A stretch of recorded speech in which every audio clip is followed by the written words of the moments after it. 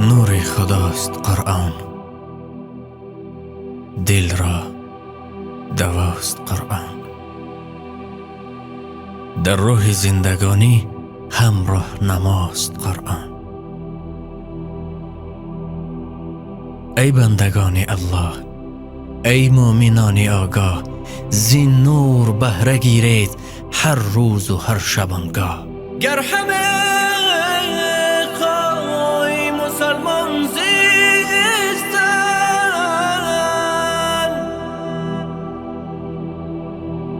گر همه خواهی مسلمان زیستن،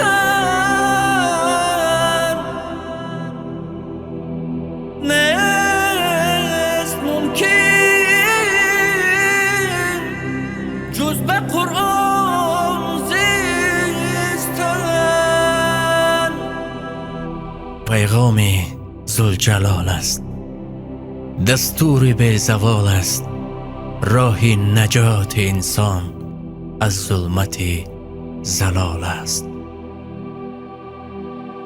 این پرتو جمال است، انوار از جلال است، از بحر قرب جانان قرآن ره وصال است.